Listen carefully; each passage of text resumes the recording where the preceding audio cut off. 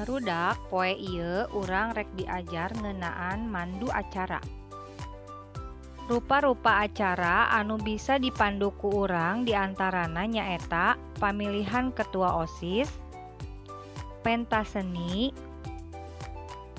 paturai tineng atawa pelepasan, tepang taun, jeung sajabana.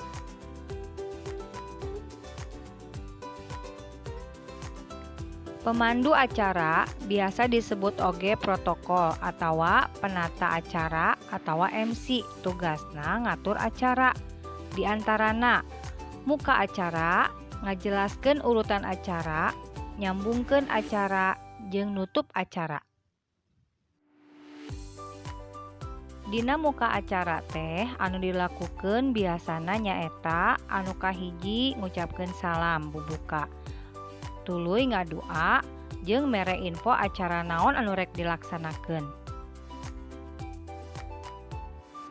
Pamandu acara oge kudu ngajelaskeun urutan acarana.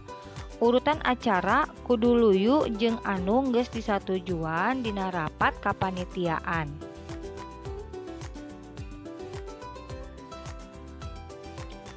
Tuluy pamandu acara oge kudu bisa nyambungkeun acara. Acara kahiji, kadua, jeung saterusna teh kudu disambungkeun ku pamandu acara make bahasa anu merenah. Salianti merenah oge kudu make bahasa anu santun. Pamandu acara oge tugasna nutup acara make kalimah anu alus. Tuluy biasana dibarengan ku ayana bewara atawa pengumuman-pengumuman. Tuluy ditutup ku doa panutup.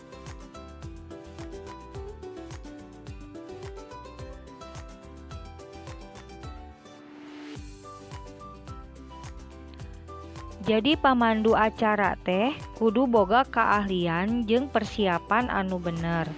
Sabab jadi pamandu acara, urang kudu paham acara naon anu keur dipandu ku urang teh.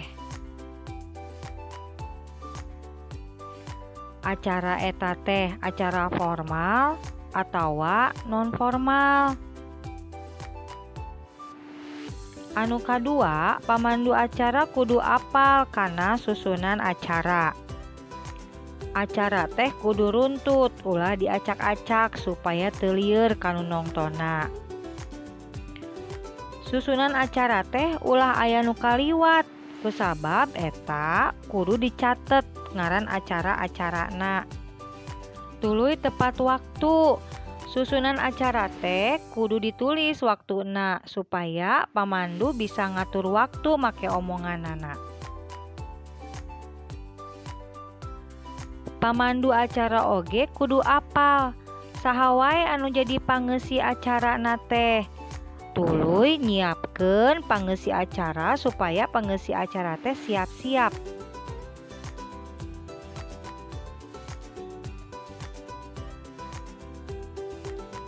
Salianti eta, pamandu acara teh kudu apal oge saha wae anu jadi semah atawa tamu dina eta acara.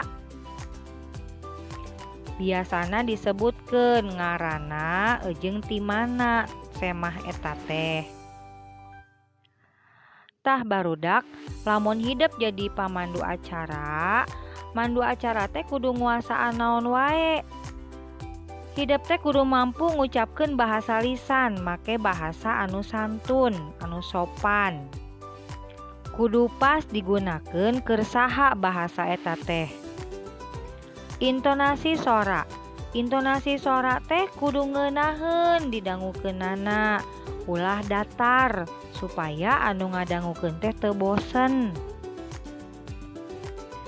Salianti intonasi, volume sora oge kudu diatur, ulah laun teuing, ulah tarik teuing.